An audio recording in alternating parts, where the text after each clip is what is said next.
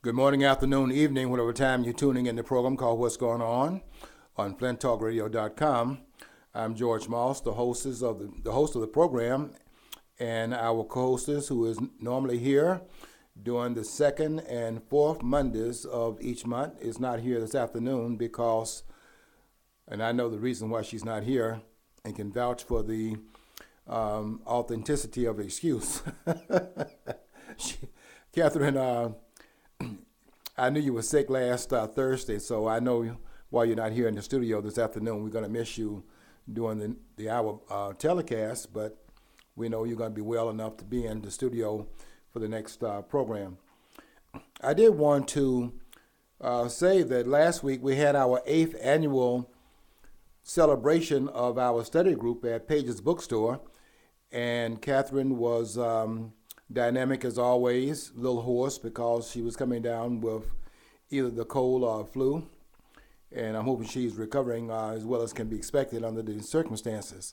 But we had a very nice turnout and a wonderful program. Wish you could have been there for the food that we served, and it was one of those 8th anniversary programs worthy of the 8 years we've been in session, and we are going to be celebrating the 9th year next year. And then a decade will be under that belt in 2 years, and we're going to be there for that celebration as well. We're not going anywhere, and we are going to continue what we're doing, and that is to bring studying back into the community and trying to get people to embrace the importance of education, reading books. That's something that we think is important, and we want to push that notion that we've got to become a community that reads. What's that thing that says, what's that slogan that says, readers are leaders? I guess the opposite of that would be if you're not reading anything, you're not going to lead anybody. So we had a really good session last Thursday at Page's Bookstore. I was going to say that last year when we had the 7th anniversary, Catherine, if you're out there, you probably remember you chiding me for not bringing enough chicken. Let's hear it for her. Old MacDonald had a farm. He had a chicken, everywhere chicken. Fortunately, they didn't have Popeye's chicken because that's where I bought the chicken from. They said I didn't bring enough chicken last year. And I had, Catherine was chatting me about having brought just one piece of chicken for each of the person that was there.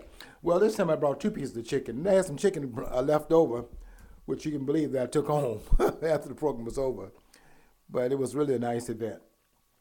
And I'm looking forward to our next section as far our next session as far as our next book session coming up the second Thursday in March, and that would be from 5:30 to 7 o'clock. And we're right there on downtown Flint on 2nd Avenue. And we are going to be studying the book written by Drusilla Houston. And her book is entitled The Wonderful Ethiopians of the Ancient Kushite Empire, a book that was written in 1926. And we're about at the end of that book and have to choose another book. We're going through so many books here. It's hard to keep up with what we read last time, but we have some people that are very serious about what it is they're doing. I don't have any sound in my earphones today, so I'm kind of winging it. I hope it's coming through loud and clear out there. We will be back with the kind of sound that we normally have here in the studio. We had a few audio problems given the fact that we broke down the informational network and took it outside the studio and was doing some things in the community. And so we haven't gotten all of our ducks lined up at this point. I noticed the cameras here. I was looking around for the cameras. I don't have to worry about which camera I'm looking at today because all the cameras are stacked up in the same place. So I just look this way. I'm looking at the cameras. Normally there's a camera over here, some cameras over there, some in the center. But they all kind of stacked up in the same place today. I guess we are getting resituated as far as the cameras are concerned as well. What do I want to talk about today in the studio is, quite frankly, 2 things. One of which is the passing of Black History Month. I spoke in a church yesterday, and I speak at this church every year. I don't know if they have me back every year because I don't charge anything. I would like to believe it's because I'm bringing something new each time we have the Black History program at this particular church. They were fasting, so I went there thinking I was going to get the usual dinner after the program was over. Everybody was in the studio. Everybody was in the church fasting, and so they had, after the program was over, everybody was eating salad and drinking water. The pastor told me that he had lost 20 pounds, and I'm not going on a diet anytime soon, so I had to, after the program was over, and I found all they were having was salad and water, I had to take myself out to dinner. I went over here to this restaurant where it was all you could eat, so I eat their share. What I was saying in the program, though, was that we have to stop. I think in the Black community, we have to stop making heroes out of bombs. And one of those persons that I was talking about in that category was a person that everyone talks about being the first martyr in the American Revolution, Chrysalis Attucks. You go in any Black history class, and they're teaching this guy was the first one to die in the American Revolution. Well, if that's the case, then somebody should have told John Adams, who 6 years later would sign the Declaration of Independence, because John Adams in 1770, in what was called the Boston Massacre, took the British side. And in fact, when the soldiers were brought up for trial for having engaged in what is called in history, in American history book, as the Boston Massacre. When I think of massacre, by the way, I don't think about 5 persons getting killed. I think about a lot more people than that, although I'm not celebrating any death. I think any person dying prematurely is a tragedy. Every man's death diminishes me. Every woman's death diminishes me also. And when Chrysalis Attucks, who was the first to die according to the textbooks in what is called the Boston Massacre, 5 persons died, one of whom was black, Chrysalis Attucks, and 4 others who are not named in history. It's interesting that it's taught in various classes. I know when I was taking my graduate courses, my first graduate courses, Attucks' name came up and they made him this glorious hero. I consider him to be a mobster. And when I raised my hand to say that, it didn't go over too well. But I still stand on that particular ground, because I don't think that Attucks is anybody to be proud of. The fact is that when John Adams was defending the British soldiers, who Adams is going to oppose 6 years later when he was one of the signatories to the Declaration of Independence, Adams was the attorney for the British soldiers, and he called Chrysalis Attucks and other 4 vagabonds, called them the part of a motley crew, and called them saucy boys. Now, maybe that language is a little 18th century orientated. Let's bring it up to the 21st century. What Adams was saying is that these persons were people who were basically hoodlums.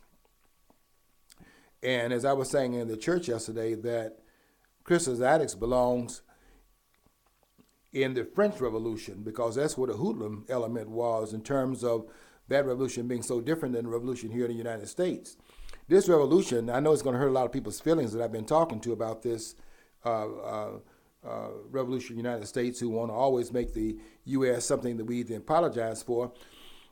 But the American Revolution was really grounded in religion. And this is why you did not have a single beheading during the American Revolution. There was not one case of where anyone was sent to the gallows because they had, for example, sided with the wrong horse in this race. Those who were on the British side were able to leave after the war came to a close, and those that wanted to stay were able to stay. There was no retribution when this revolution came to a close.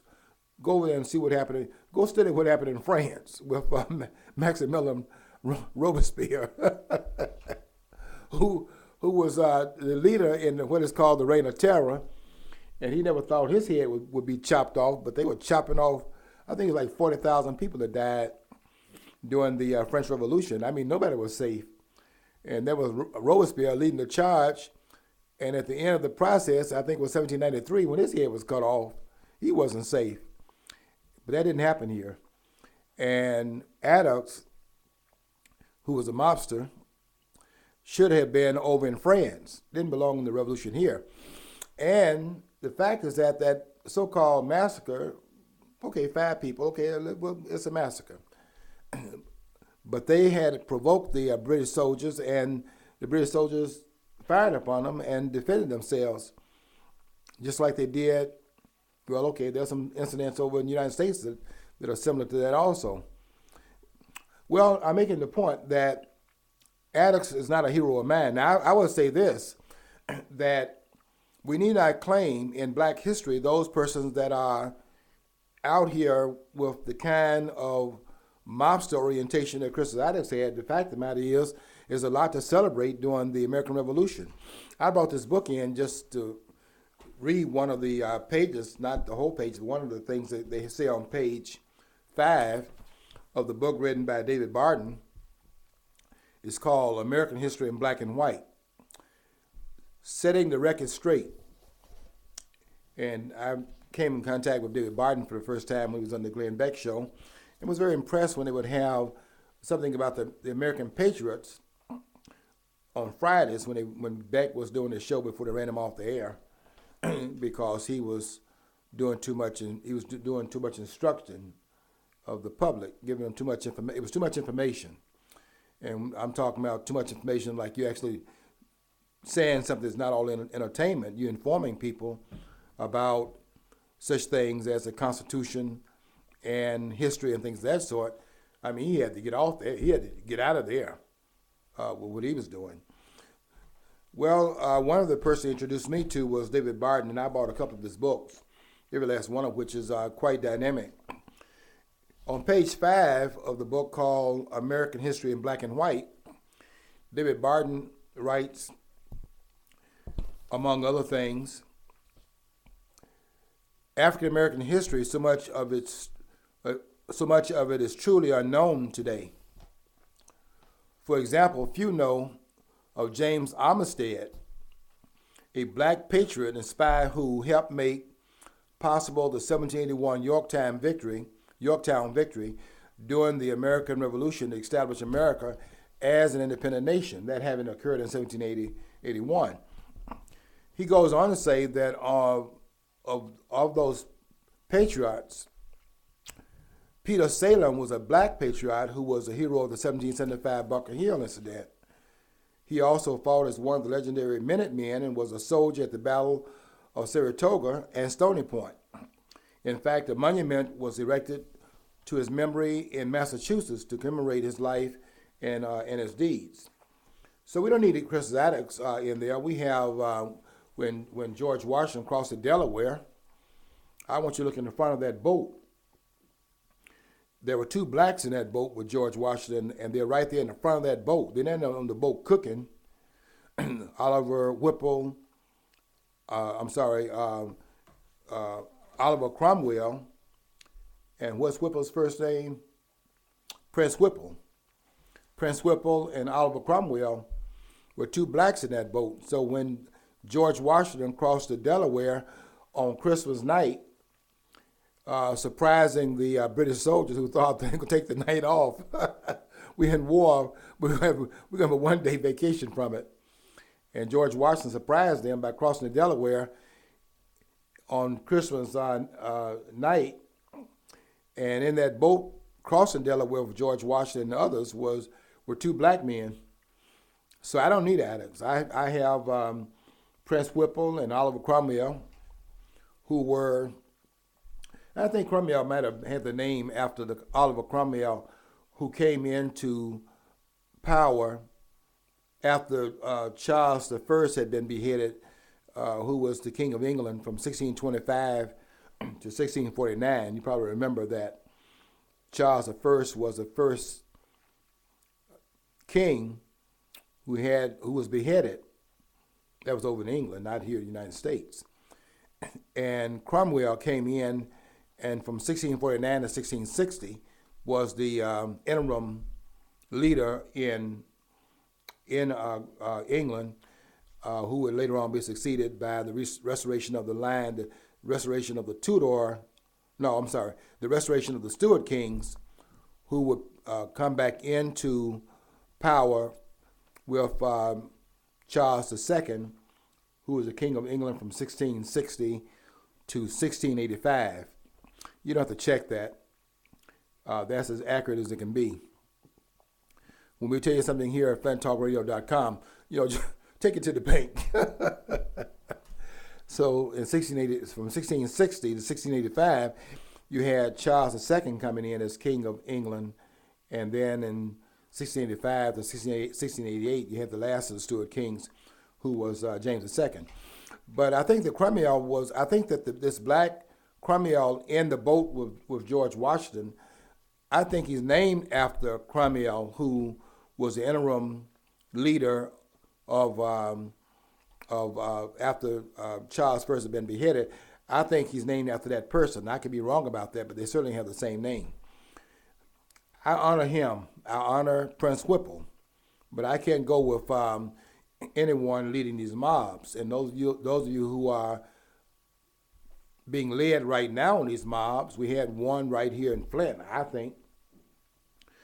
We had a nurse situation here in Flint, and it's a whole long story about what happened, but she was denied, her complaint was that she was denied the right to treat a white child because the father had said he did not want a black nurse treating his child. I wouldn't have had a problem with it myself. If you tell me that I used to be principal of the Miller High School, I had parents tell me all the time they didn't want to have this teacher, wanted to have that teacher. I just simply accommodated them. It wasn't a problem for me, and it didn't hurt the teachers' feelings. They still had to have, couldn't go over the contract in terms of how many students they could have. I would just simply make the change. Some people have their preferences. They choose their own doctor. I wouldn't have had a problem with them choosing their own nurse. But anyway, it was a storm that was created around it. Okay, she filed a suit, and I was saying in one of my articles on Facebook, let the courts sort it out. Let's see what the courts have to say about it. But no, that wasn't enough. They had to have the mob out there in front of the hospital. People got to call a press conference.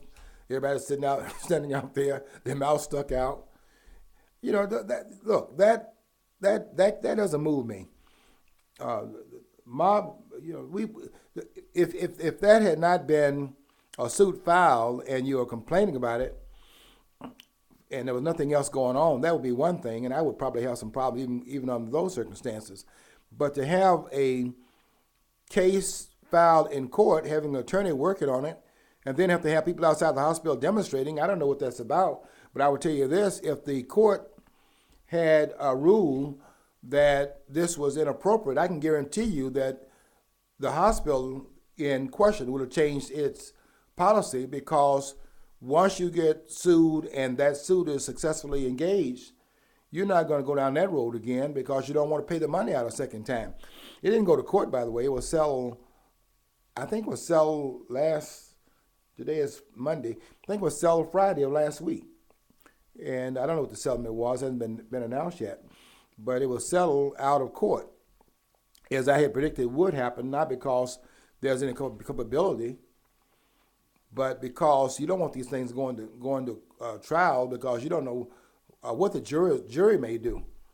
So a lot of these cases are handled outside of court, not because of there necessarily being any impropriety on the part of the institution, but you sometimes have to weigh the balance in terms of what will happen if it gets in front of a jury that does not really understand what the tenets of the law will in fact require.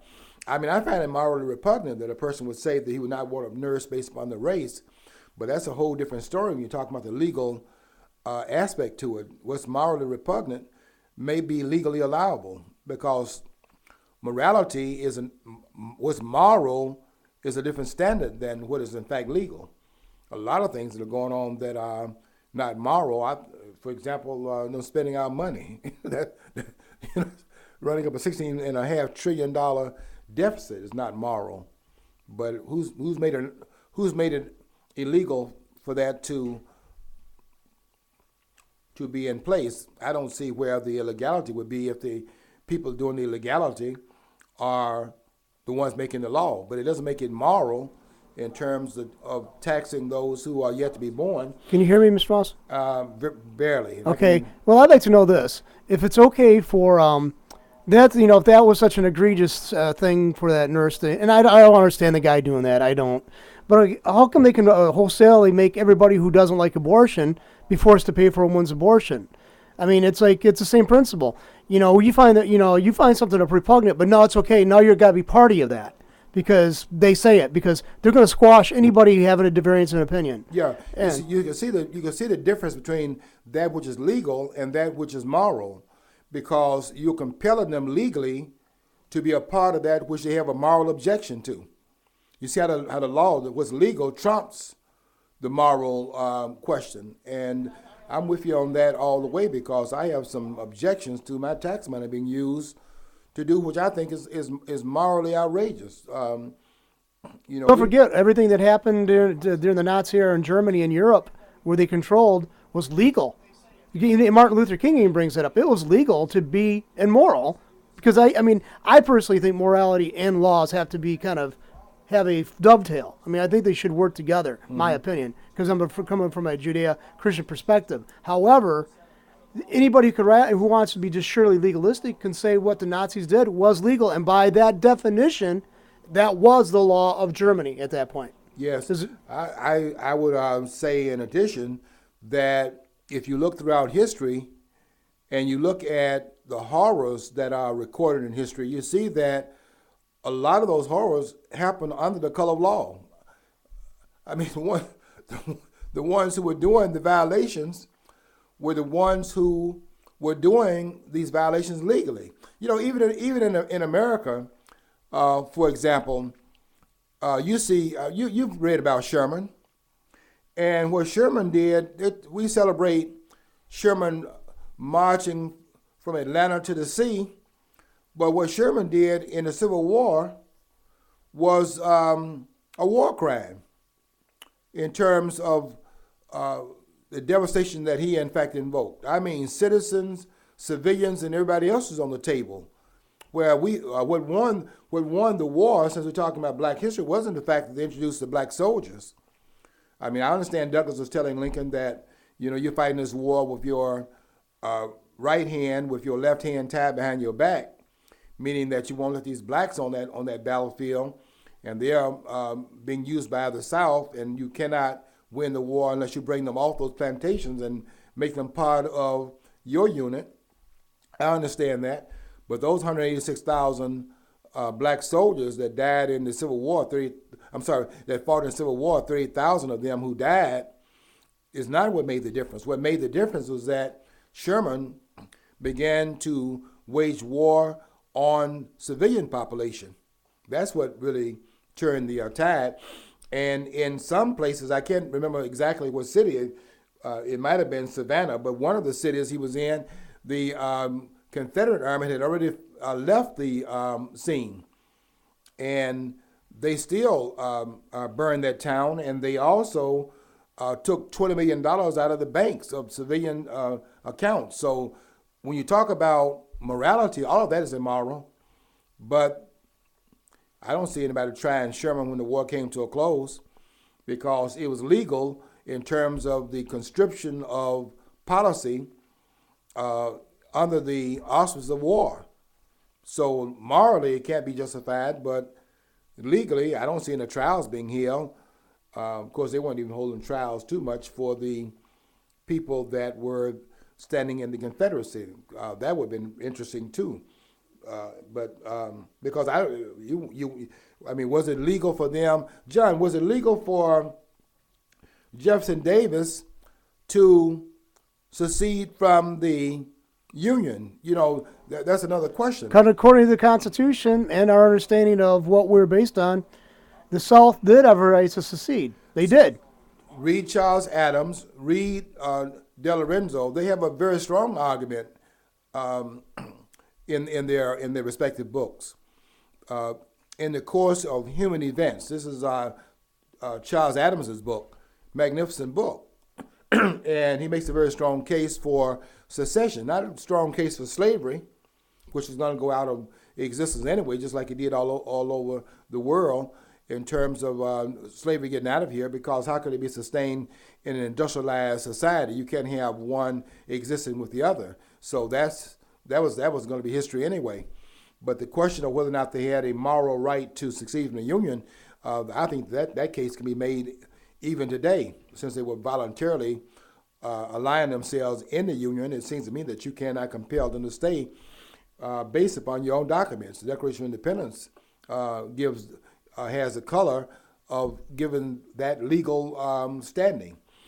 But what you have here is the moral question and the legal question. And legally, the military force in the North said no. Morally, the claim would have been totally different. So you have that kind of gap between that which is morally justifiable and what is allowed under the legalisms of that which is put into law. It doesn't always come together in congruency where one is interfaced with the other. Sometimes you have this force over here, the morality force, and you have another force over there, which is the force of the military, the might of the state and so on, statism. And the two are not equivalent and do not have equal standing. So that's just my little Black History spiel, I guess, as we close out the month of February, which is Black History Month, started in 1926 by Carter G. Woodson. Of course, it was a week at that time, and became Black History Month in 1976. Well, that's my little Black History spiel, and I want to commend the church that had me there yesterday, and thank you for inviting me. I will come every time you invite me, and I hope it's not because I come free. I hope I'm saying something that is enlightening the members of the church. I certainly feel a part of the community once I arrive. I've always been treated very much with a great deal of respect while I'm there, and I definitely appreciate the fellowship and the tremendous hospitality that's been shown me in my 8 years, I think 8 or 9 years I've been a guest there. What else is happening, and what I really want to get into at the last part of the program today, is what is taking place on my Facebook wall, and that is what I'm trying to do on a nationwide basis. I need to enlist a lot more support than we have right now, but we are going to get this done, and that is we are trying to invoke a constitutional convention in order to head off and stop what is going to eventually be the collapse of this country if we don't stop these politicians from doing what they are doing in the nation's capital, because they're not going to stop unless we stop them. And I am not talking about stopping them through anything other than using the color of law. We have a way of fighting back, and the way we can fight back is by using that which the framers gave us at the Constitutional Convention that was called into existence in 1787, and that was where they wrote in of the 7 articles that's in the original Constitution, they wrote in Article 5. And Article 5 is the amendment process that they laid out, and only one of the 2 processes have been used, and we can use the other process that allow us to go around the way it's been used in the past. The way we've amended the Constitution, there are 27 amendments in the Constitution, 10 of which were added at one time, and what is called the Bill of Rights that were added in 1791, with the Constitution being ratified in 1788. But 3 years therein, beyond that, was the adding of the first 10 amendments, all of which were in fact placed in the Constitution at one time. As you know, there were 20 amendments that were in fact suggested, 12 of which were considered, and 10 of which were in fact accepted.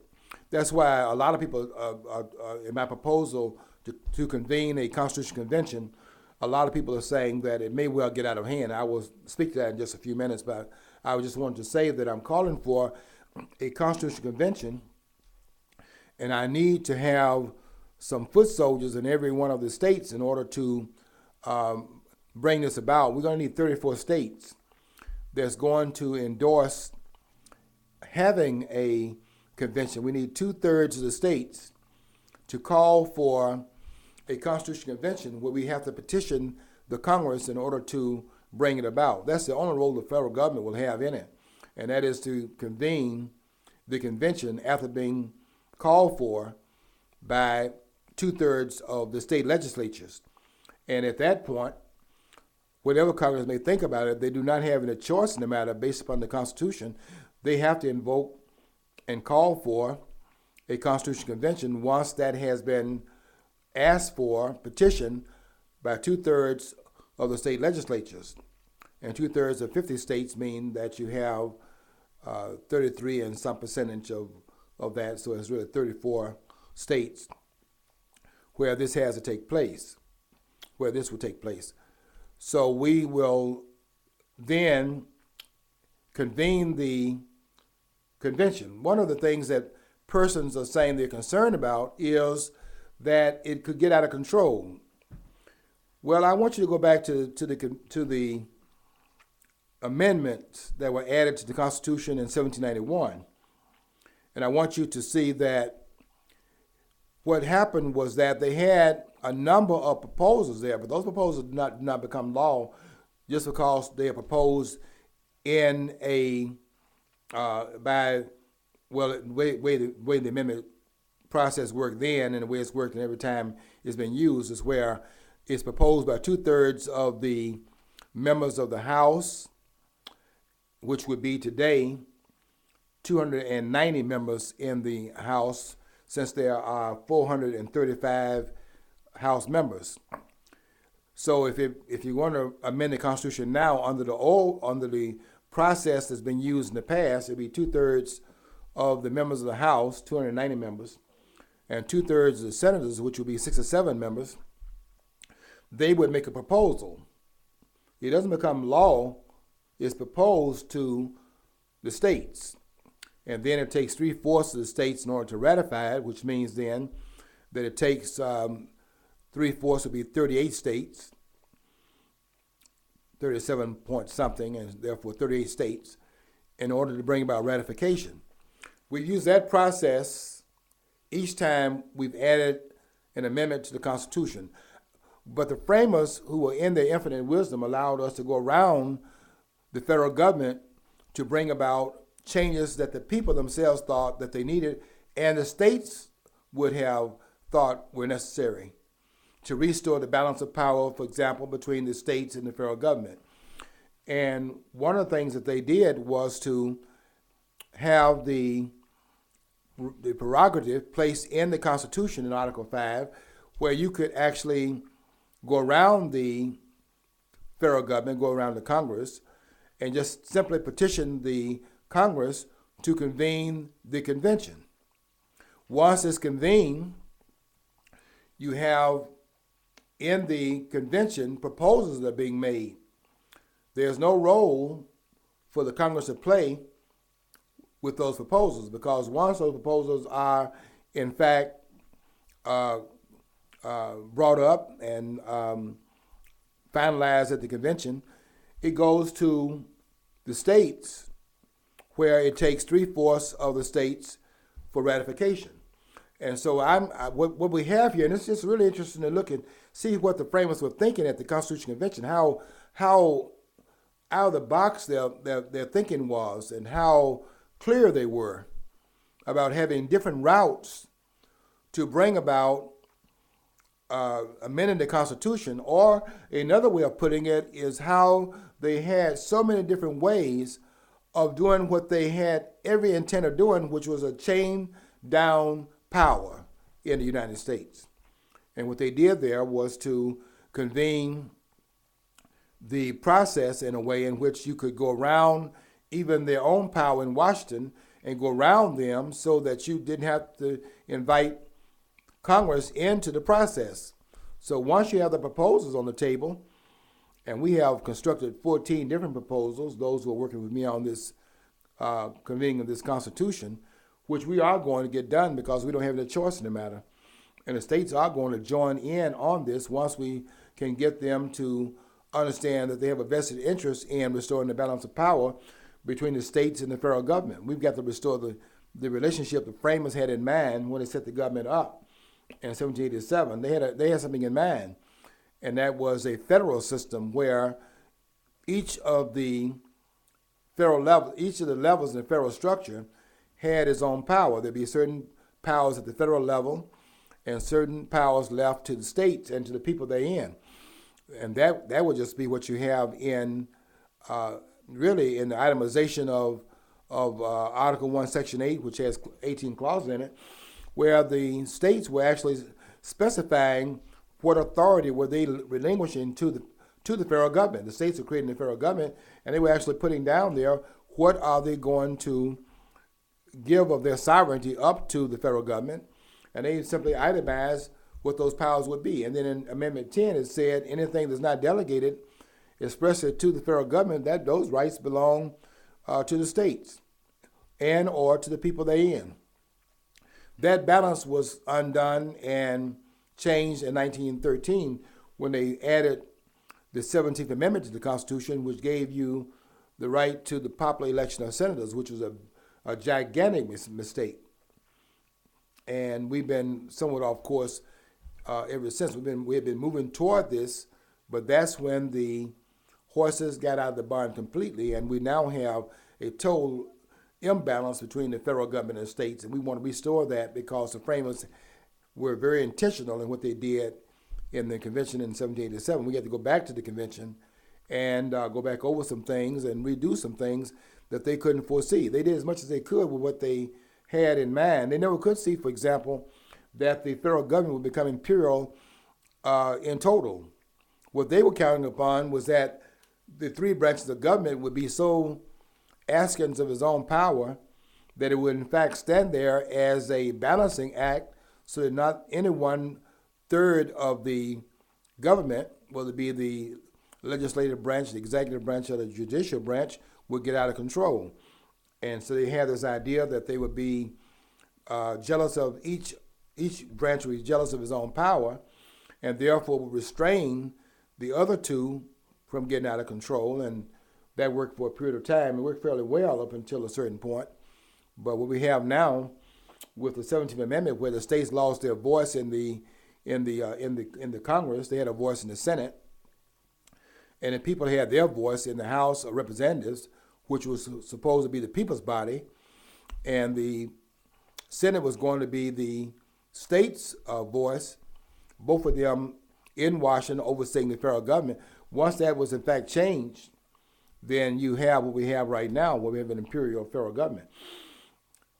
It is not going to be possible for us to rein this thing back in by having the government overseeing its own power and volunteering to limit its power. I have a question, though. Your observation. You can hear me, right? Mm-hmm. Okay. From the Civil War, that was actually the central focus. I mean, or some people's estimation is that the people wanted a stronger central government, and that's when they say that's when it started becoming all powerful like it is now. And so some people say that was needed, because we had all these foreign powers during the Civil War. France and England are, that we try to do our best to keep them away from this whole argument because we're afraid they're going to reinsert themselves in the North American continent.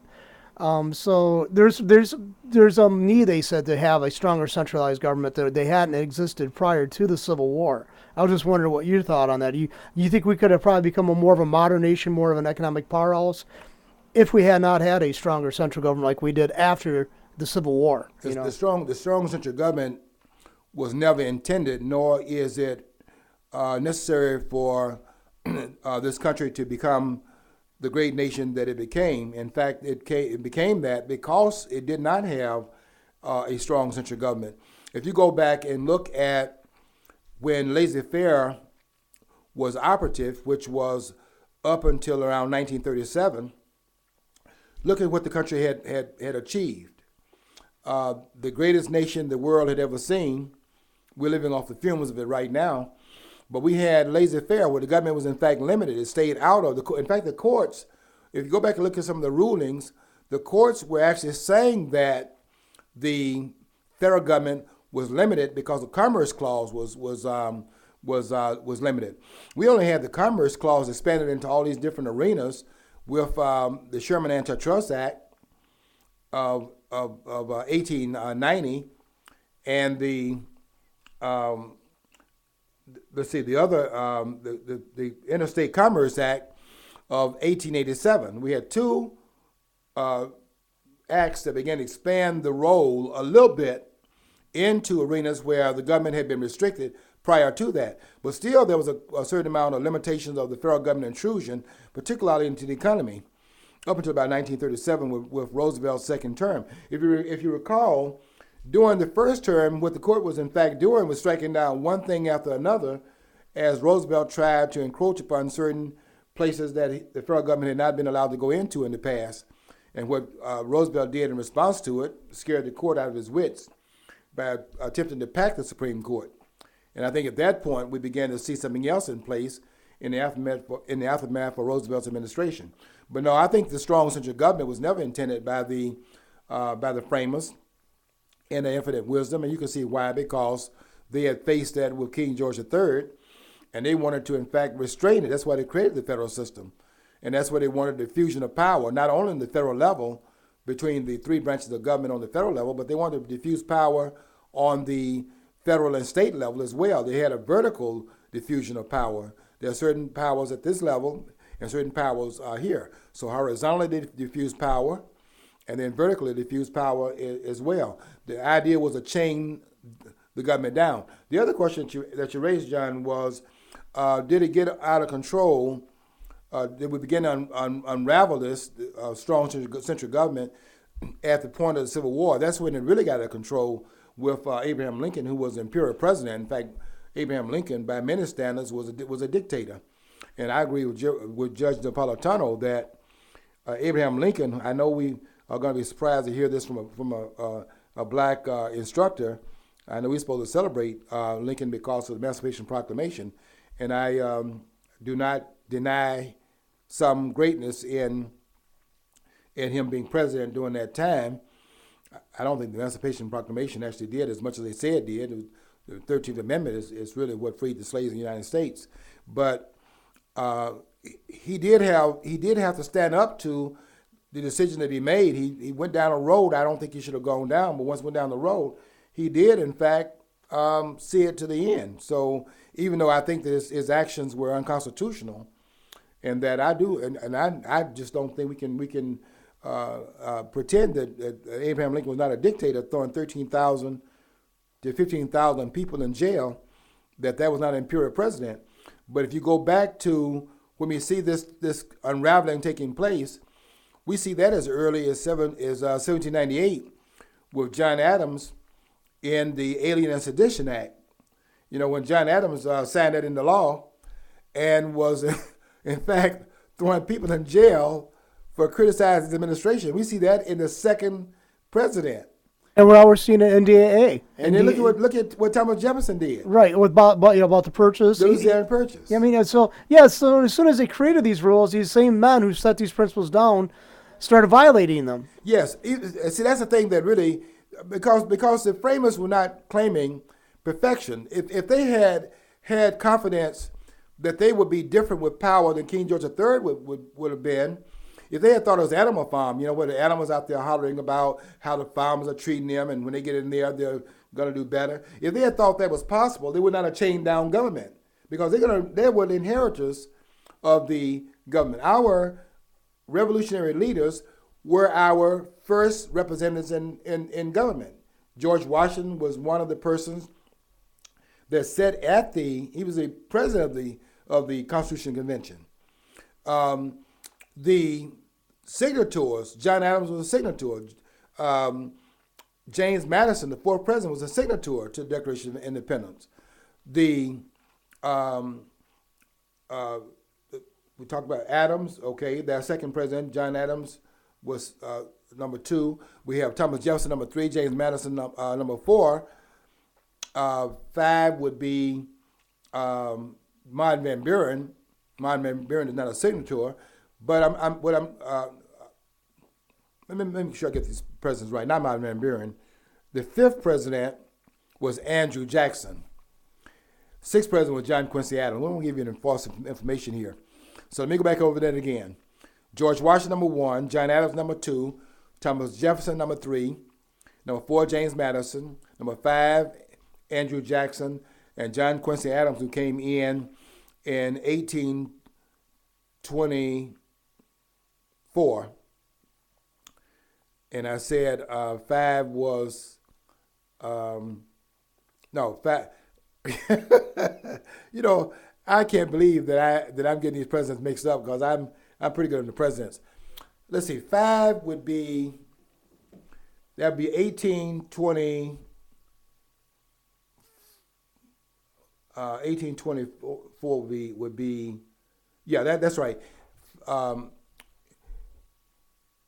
George Washington, John Adams, Thomas Jefferson, James Monroe. I'm missing Monroe in there, John. James Monroe. I don't know how I left that out. James Monroe was the 5th president. Yeah, I was going to say, because I thought it was going to be one Monroe. of the... Madison was Monroe. Yeah, because he was one of the founders, I would say, to consider the founders. Yeah, and after Madison was Monroe. That's who I was missing. Yeah, old age, you start having these senile lapses. The synapses stop napsing. They start napping. And after you had Monroe, you had John Quincy Adams, the 6th president, who served one term from he was elected in 1824 to and he took office in 1825 to 1829. After that, then Andrew Jackson came in. Jackson came in, and when John Marshall, who was Imperial Chief Justice, I don't think he was a great Chief Justice. He was Imperial Chief Justice, began to expand the power of the Supreme Court. So it starts very early. And when John Marshall made a ruling on the court that Andrew Jackson disagreed with, it was Andrew Jackson in 1831 that said that Marshall has made the court has made its decision. Now let the Supreme Court enforce it. So you see this tendency long before Lincoln, but Lincoln put some more nails in there to nail this coffin in which the Constitution is being buried, put some more nails in there. But the ungluing of this constitutional document began to come unravel a little bit at the seams by even the founding members of that. Because as you were saying earlier, Thomas Jefferson didn't have any authority to, in fact, bring into the country, even though it was a bargain, 4 cents an acre of the Louisiana Territory, 900,000 square miles of territory were added to the United States in Louisiana Purchase, out of which 9 states were carved out of the Louisiana Purchase in 1803. And some other things happened as a result of that, but there was no constitutional authority for him to do that. But he did it anyway. So we see some of the tendencies there. But I give the framers tremendous credit for understanding that they were part of the human family also. And if you couldn't trust King George III with power, you couldn't trust him with power either. And they didn't trust themselves with power. That's why they nailed it down, even though they were going to be the inheritors of the power once they got rid of King George III. One thing about those framers, too, that really is impressive is that they would step down from power. They didn't intend for the people to go to Washington and stay there like they're doing right now and use it as a career. We're going to end that, too, when we get to the convention. That's one of the proposals we have as well, that we won't have any career politicians because we're going to limit these guys' power. 1 term for the president, 1 term for the Senate, and 3 terms for the members of the House. You're not going to be sitting up there forever as a career politician. If you have anything to offer your community, you serve in the House and in the Senate for a limited period of time, and go back. If you have all this talent, go back to the communities where you're elected from and give those talents back in the local community. We can use you much better at the local level than we can over there in Washington, D.C., where you are further removed from the things that we need you to be doing in your local communities, in your states. So we're gonna put an end to that once we get our ducks lined up, and we're coming very strong with this, and we're building a movement through which we are going to eventually get this job done. It may not be, it's not going to be overnight, but this is going to catch on like wildfire because Washington's not giving us any choice. John, I was watching the program this past, yesterday I was watching this program on one of the networks. They had on there Tom Coburn, the senator from Oklahoma, and they had Claire, Claire, the senator McCaskill, and they were debating on McCaskill. They were debating this issue of sequestration. If you don't know what that means, don't worry about it. They don't intend for you to know what it means, because when you look up in the dictionary, there's a different meaning in the dictionary than what they're talking about. I looked the word up. I mean, I knew what they were talking about when they use the term. There's nothing in that dictionary that even remotely sound like what Coburn and McCaskill, that's the name, McCaskill were talking about on that program yesterday. They're talking about sequestration. What they mean by it is that they're too cowardly to come out and cut something, so that if the cuts are not made, they don't have a budget through which they make a budgetary deal to get a budget in place. Hopefully it'll have some cuts in it. Then there'll be automatic cuts going on across the board, amounting to 2%, which is 85, which they're claiming will amount to $85 billion in savings. All of it is nothing but a charade, because there's not going to be any cuts. What they're talking about is they're talking about a 2% cut on the projection of future spending. It won't have a thing to do with reducing the amount of money that they're spending right now in terms of cutting the deficit by one dime. In fact, there'll be a higher expenditure going that they would be putting in place in fiscal year 2013 than they are putting in place than was the case in 2012. So they're going to spend more money, but they're trying to act like this is woe is me, is going to send us over the cliff, we can't afford it. And they're not cutting anything. All they're talking about is that they projected the budget is going to be this much in 2013, and they want to cut 2% out of the budget projection, not out of the budget deficit, the budget projection. And they're making like they can't even do that. So we're going to have to change the people that's in power is what it amounts to. And one person said on my wall this morning, because I was writing about what I saw on the air yesterday with this nonsense, gave me a headache. By the time I got through listening to that nonsense, I needed about 2 Advils and maybe a couple of buffers in there too, because it was just nonsense they were talking about.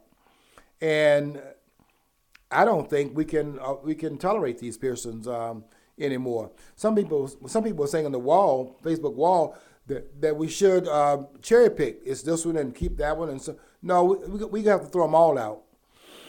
There are some good ones in there, by the way. But you know what? These are all apples in the same barrel. And there's a little bit of, an apple does not spoil sitting next to a rotten apple overnight. It has a little bit of the taint in it. That's why one rotten apple in the barrel spoils the whole barrel, because it begins to expand exponentially in that barrel, and before you know it, you have to throw all the apples out. Well, if one is in that barrel is tainted, the potential is all of it is in fact tainted. So we're going to have to remove all of the members of the Congress, all the ones in there right now. One of the proposals we're going to be that we're putting in place, they're not going to like this at all.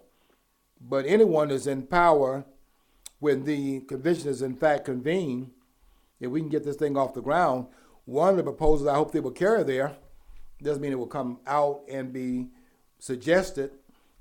But anyone that's in power when this convention takes place, none of those persons will be allowed under the amendment process to hold office on the other side of the convention. Because we have to throw the good out with the bad, meaning that we have to make a very clear statement here once given the opportunity. We're going to start over again, and we're going to get rid of the $16.5 trillion deficit by acting responsibly, by spending that which is allowed by revenue, and if we don't have the money, we're not going to spend it. I don't know what's so hard about that. That money you don't have, you don't spend. And you certainly don't loan money to governments around the world that you have to borrow to loan them the money. You're not loaning the money, you're giving it to them. In terms of giving them money, that doesn't have to be paid back. But the money that you borrow and they give to them, you got to pay back. Somebody help me make some sense out of that. And so we just got to clean house, and that's going to happen. How quickly it's going to happen, I don't know. But I do know that if we're going to save this nation, it's going to have to happen, because we're an automatic pilot right now. And if you go back and read the history of republics, we have always gone out like this country is going out right now. It's always been the same thing, the implosion from within. And until we get back on track and begin to get this house in order, we are on automatic pilot going over that cliff. It's not a physical cliff, it's a Washington cliff. And we're going over it, being pushed there by the politicians. And we're going to have to bring them back under control. And we are going to bring them back under control. They think right now that they have the upper hand. And they think we're coming at them through some kind of military force, some illegal force. And we can't win that way. We're not advocating that. We're talking about taking the moral high ground and the legal high ground. We're going to even out the legal and the moral and have them congruent with each other, where both are intertwined with the other. And that means that we're going to have the legal upper hand because we have the right to call a convention under the Constitution. We're going to have the moral upper hand as well, because we have the moral right to choose our representatives, to say who we're going to have lead us, and those unworthy of leading the American people. The Constitution says we the people. It does not say we the politicians. We the people of the United States, in order to form a more perfect union. That's our right under the Constitution. And we're going to revisit that, and we're going to continue the job done by the framers and some things they could not see. We're going to be their eyes and ears in 2013 or thereafter, whatever the time is when we put this in place, and finish the job that they did. They did a Herculean job under more difficult circumstances, and we'd be really derelict in our duty if we have this handed down to us, only to in fact lose it in our generation and cannot pass us on to the generation that comes after us. So that would be a travesty of mammoth proportions, because if the light goes out here, the light goes out in every other part of the world. John, how much time do we have? We have 2 minutes. We're going to start wrapping it up. I do want you to come on aboard. We're going to be talking about this for a period of time into the future. We're going to have to get some foot soldiers in each of the states, and we are going to build this movement just like the Tea Party was built. And they did a very good job, but that was just another step toward what we're doing now, because we tried changing the party, reforming the parties and things of that sort. We've had third-party candidates. We tried all these things, and each one has ended up with the same old in Washington. In fact, the Tea Party members, 87 of whom we sent to Washington in 2010, they were in fact set down. Allen West out in Florida, down in Florida, who was trying to do some things there. They redrew the boundary lines, and they got him out of there through gerrymandering and got him out because he was that loud voice in the Republican Party trying to bring about reforms. They got him out of the Congress. So we've tried all these other incremental things that have not worked the way we thought it would work. Now, I think those things led us to this day. And this call will do what those other calls did not do, and that is, in fact, fix this problem once and for all. Okay, we have to get out of here. I hope you will stay tuned for all the programs here at flinttalkradio.com. We are trying to be the network on Facebook and otherwise, and podcasts on the different networks. We're now on YouTube, and we're trying to be the network that you can pay attention to, because you will find things out here that you won't hear anywhere else. Until next time, we want you to follow your dream, because if you don't follow your dream, you will never know what's on the other side of the rainbow.